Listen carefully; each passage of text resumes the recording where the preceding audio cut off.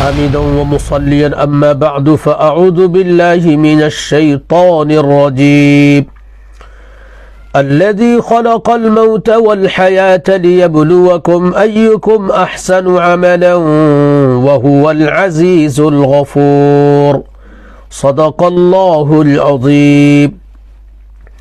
حضرات گرامی، ایک سوال یہ آیا تھا کہ کیا کسی کے لیے اپنی زندگی میں ہی اپنا کفن تیار کروانا، خریدنا، بنوانا جائز ہے یا نہیں؟ اس سلسلے میں جو گریٹ اسکالرز، پرومیننٹ مفتیان کا جواب ہے، اس کا خلاصہ میں آپ کو پیش کرتا ہوں۔ سب سے پہلی بات جو کہی گئی ہے in one words without any ifs and buts کہ یہ جائز ہے، ایسا کیا جا سکتا ہے، اس میں کوئی گناہ اور حرج کی بات نہیں ہے۔ This is the view of majority of Islamic scholars۔ جو جمہور علماء ہیں ان کا قول یہی ہے کہ یہ بالکل جائز ہے۔ دوسری بات جو کہی گئی ہے، اور اس میں تمام لوگ شامل ہیں، کہ ایسا کرنا تو جائز ہے لیکن ایسا کرنا ثواب کا کام نہیں ہے۔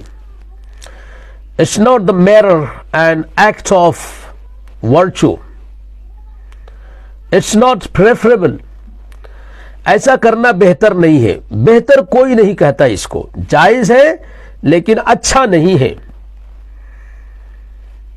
کرنا نہیں چاہیے۔ کرنے پر نبی علیہ الصلاۃ والسلام نے ابھارا نہیں ہے، قرآن کریم میں اس کا شوق نہیں دلایا گیا ہے، تو اس کی ترغیب نہیں آئی ہے۔ تیسری بات یہ ہے کہ کرنا جائز تو ہے لیکن نہیں کرنا چاہیے، لا ينبغی، اٹس ناٹ پریفریبل، مناسب نہیں ہے۔ یہ امام شافعی رحمہ اللہ نے بیان فرمایا ہے، ان کی طرف سے نقل کیا گیا ہے۔ اب سب سے پہلی بات کہ یہ جائز ہے، اس کو کرنے میں کوئی گناہ نہیں ہے، کوئی حرج نہیں ہے، اس کی وجہ کے طور پر علماء کرام نے ایک حدیث کوٹ کی ہے، نقل کی ہے، جو بخاری شریف کتاب الجنائز میں ہے، باب من استعد الکفن فی زمن النبی صلی اللہ علیہ وسلم فلم ينکر علیہ او فلم ينکر علیہ۔ حدیث اس طرح سے ہے کہ حضرت سہل رضی اللہ تعالی عنہ نے بیان کیا کہ خاتون نبی صلی اللہ علیہ وسلم کے پاس ایک بنی ہوئی، تیار کی ہوئی چادر کو لے کر آئی اور انہوں نے نبی علیہ الصلاۃ والسلام کی خدمت میں پیش کیا، اور the desire which she possessed, she articulated that how desirous she was for preparing this to present it in the honor of the last prophet of Allah Muhammad sallallahu alayhi wasallam، کہ شوق سے اس چادر کو انہوں نے نبی علیہ الصلاۃ والسلام کو تحفے میں دینے کے لیے بنایا تھا، اس شوق کو انہوں نے بیان کیا۔ قالت نسجتها بیدی، اے نبی علیہ الصلاۃ والسلام، اللہ کے رسول صلی اللہ علیہ وسلم، میں نے اپنے ہاتھوں سے اس کو تیار کیا ہے۔ فجئت لأکسوکها، اور پھر میں آپ کی خدمت میں اس کو لے کر آئی ہوں تاکہ آپ اسے پہن لیں، آپ اسے یوز کریں۔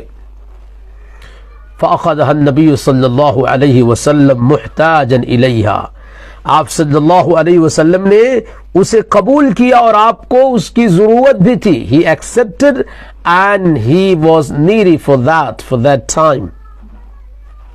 آپ کو اس وقت اس کی ضرورت تھی، ایسی چیز کی ضرورت تھی، آپ نے قبول فرما لیا۔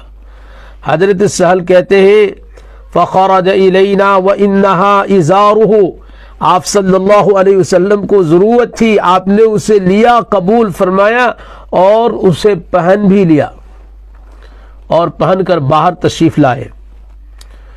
تو اب ایک اسٹوری یہ ہوئی کہ ایک صاحب نے نبی علیہ الصلاۃ والسلام کے سامنے اس چادر کی تعریف کی، فحسنها فلان، فلاں نے،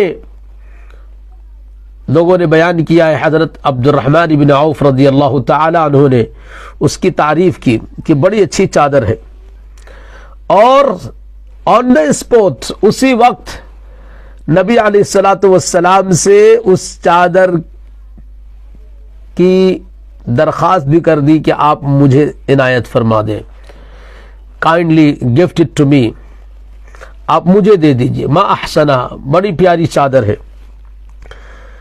اب جو دیگر صحابہ تھے، rest of the companions, they criticized this act in this particular time۔ ایسے وقت میں حضرت عبد الرحمن بن عوف رضی اللہ تعالی عنہ کا یہ مطالبہ، ان کی یہ مانگ، اس کو دیگر صحابہ نے پسند نہیں کیا۔ انہوں نے کہا ما احسنت، آپ نے یہ سوال کر کر اچھا نہیں کیا، it was not good for you to ask this shawl now in this circumstance۔ ایسی حالت میں جبکہ نبی علیہ الصلاۃ والسلام کو ضرورت تھی، لبسہ النبی صلی اللہ علیہ وسلم محتاجا علیہا، محتاجا الیہا، آپ کو ضرورت تھی اور آپ نے اس کو زیبتن فرمایا۔ آپ نے ایسے وقت میں سوال کر دیا، اور آپ کو معلوم ہے کہ آپ صلی اللہ علیہ وسلم کسی کو محروم نہیں کرتے، جو کچھ مانگتا ہے اگر آپ کے بس میں ہوتا ہے تو آپ دے ہی دیتے ہیں۔ وعلمت انہ لا يرد، آپ محروم نہیں کرتے، آپ کو یہ معلوم ہے، تو آپ کو یہ سوال نہیں کرنا چاہیے تھا۔ It was not good. حضرت عبد الرحمن بن عوف رضی اللہ تعالی عنہ نے قسم کھا کر فرمایا، انی واللہ ما سألتہ لألبسہا، میں نے اس چادر کو نبی علیہ الصلاۃ والسلام سے اس لیے نہیں مانگا ہے کہ میں دنیا میں اس کو پہنوں، انما، میں نے تو صرف اس لیے مانگا ہے، سألتہ لتکون کفنی، کہ میں اس مبارک چادر کو جو نبی علیہ الصلاۃ والسلام کے بدن سے لگ گئی ہے، جو آپ کا لباس رہ چکی ہے تھوڑی دیر کے لیے ہی صحیح، اس کو میں اپنا کفن بناؤں، یہ میرا شوق ہے کہ میں اس سے برکت حاصل کروں۔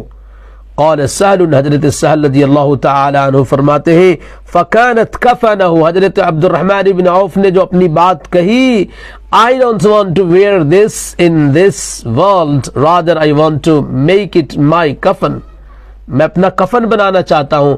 تو ایسے ہی ہوا کہ وہ چادر ان کا کفن بنی۔ اس سے سارے لوگوں نے یہ استدلال کیا ہے کہ ہاں ایسا کرنا جائز ہے، اپنی زندگی میں اپنا کفن تیار کرنا جائز ہے۔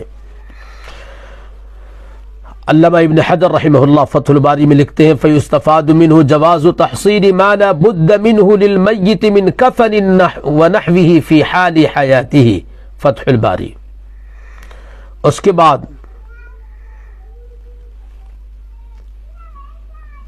دوسرے گریٹ اسکالرز اس بات کا اضافہ کرتے ہیں کہ جائز تو ہے، اس حدیث سے بالکل یہ بات ثابت ہے، لیکن کامن سرکمسٹانسز میں جب کوئی برکت کی خاص چیز نہیں ہو، خاص حالات نہیں ہوں، تو کفن کو تیار کرنا یہ اچھا نہیں ہے۔ یہ موت کی تیاری ہے، لیکن موت کی اصل تیاری ہے اچھے اعمال کرنا۔ والاستعداد للموت يكون بالإكثار من الأعمال الصالحة والمنافسة في الخيرات والتخلص من حقوق العباد ونحو ذلك، کہ موت کی تیاری ہے زیادہ سے زیادہ نیکیاں کرنا، نیک کاموں میں، غریبوں کی، محتاجوں کی، دین کے کاموں میں بڑھ چڑھ کر مدد کرنا، اور سب سے بڑی چیز لوگوں کے حقوق سے اپنے آپ کو دور رکھنا، کہ کسی کا حق میری وجہ سے ضائع نہ ہو جائے. Rights of creatures should not be trampled اور وائلیٹڈ. اللہ کے بندوں کے حق کو نہ چھیڑنا، پامال نہ کرنا، یہ آخرت کی اصل تیاری ہے، تو اس کو زیادہ کرنا چاہیے. امام شافعی رحمہ اللہ نے یہ بات کہی کہ وقت سے پہلے کفن کو تیار کرنے میں یہ ڈر ہے کہ ضرورت نہ پڑے اور بلا ضرورت مال کو خرچ کیا گیا ہے کفن کی تیاری پر، قیامت کے دن کہیں سوال نہ ہو جائے. تو میں یہ مشورہ دیتا ہوں کہ جب وقت قریب آ جائے، عمر طبی پوری ہونے لگے، یا ایسے حالات ہوں، ایسی بیماریاں ہوں کہ جن میں افاقے کی گنجائش بظاہر نہیں ہوتی، تو ایسے وقت میں اگر ہم کرتے ہیں تو زیادہ اچھا ہوگا. اگر کفن تیار کرتے ہیں تو زیادہ اچھا ہوگا، کیونکہ وہ ضائع نہیں ہوگا. اور اصل بات یہی ہے کہ ہم آخرت والے اعمال کی فکر کریں. کفن کا مسئلہ ایسا ہے کہ اگر ہم نے نہیں بھی کیا تو ہمارے مال سے وہ تیار ہو جائے گا، ورنہ دوسرے مسائل ہیں جو بیان کیے گئے ہیں، ذمہ داری ہے گھر والوں کی، سماج کی، ان کو کفن دینا ہی دینا ہے. جو کام دوسرے لوگ کر سکتے ہیں ہم ان میں نہ پڑیں تو اچھا ہے، اور جو ہمارے اوپر ہے، ہماری ذمہ داری ہے جو ہمیں کرنا چاہیے، ان پہ زیادہ فوکس کرے تو زیادہ اچھا ہے. اگر کرنا ہی ہے تو یہ نیت کر لیں کہ میں اس لیے تیار کر رہا ہوں ایسے وقت میں جبکہ موت کی طبعی عمر ہوتی ہے یا بیماری کے ایسے حالات ہوتے ہیں کہ میری اس تیاری کی وجہ سے میرے مرنے کے بعد میری تجہیز و تکفین میں دیر نہیں ہوگی جو شریعت میں مطلوب ہے. اللہ تعالی ہم سب لوگوں کو آخرت کی اصل تیاری کی توفیق عطا فرمائے.